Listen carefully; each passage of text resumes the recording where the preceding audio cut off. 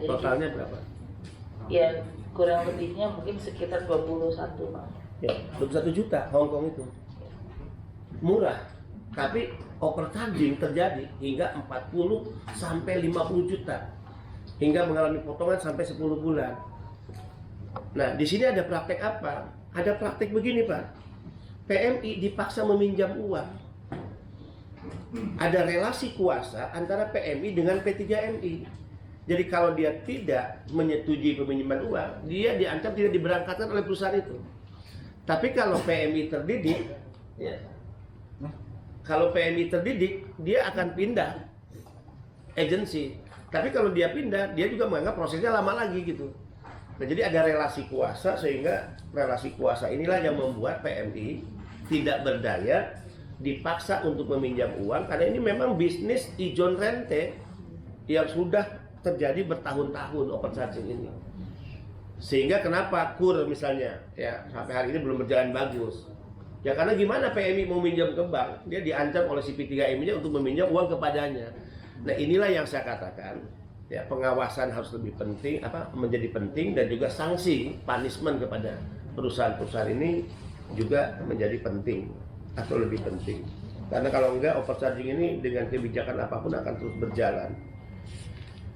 Nah, sehingga teman-teman tolong dilihat nanti masukan Pak Yuda cukup bagus. Kalau memang alur proses, kalau kami sih punya istilah baru, alur proses Pak Yuda. Kami mengganti beberapa diksi yang menurut kami itu jahat pada PMI. Misalnya bisnis proses, masa sih negara berbisnis untuk penempatan, kita ganti dengan alur proses. Kemudian apalagi istilah kita, PMI bermasalah, padahal mereka korban, kita mengganti diksi bermasalah dengan terkendala.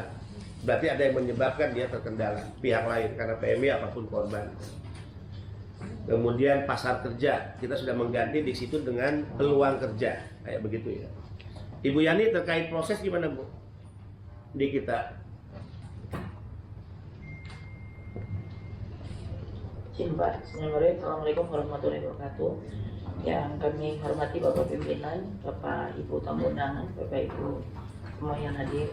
Pak izin, kalau untuk alur proses sebetulnya yang pertama saat ini itu karena ada pergantian sistem baru sehingga itu belum lancar di daerah terutama. Mungkin bisa kami usulkan dengan yang tadi disampaikan oleh Pak Yuda, untuk yang utamanya adalah bekerja untuk tenaga yang skill gitu Pak. Mungkin bisa jalurnya dipotong Pak, karena saat ini yang paling sulit ini adalah berhubungan dengan teman-teman dari dinas. Karena dinas itu lebih patuh dengan Pergub Pak, Perda, dibanding dengan aturan main yang ada di pusat. Nah, ini seringkali misalkan harus tatap muka untuk mengurus ID, bisa 1 minggu sampai 2 minggu. Nah, ini mungkin kalau untuk yang tenaga-tenaga skill. Oke, saya potong sebentar. Ya. Berarti apa yang disampaikan Pak Yuda ada sisi benarnya. Ada sisi benarnya. Proses yang terlalu panjang. Tinggal kita jernih melihat ini di mana. Apakah di BP2MI ataukah di dinas. Nah, ternyata Pak Yuda, ini kan dinas. Dinas lebih patuh kepada gubernur karena dia OPD, Organisasi Perangkat Daerah.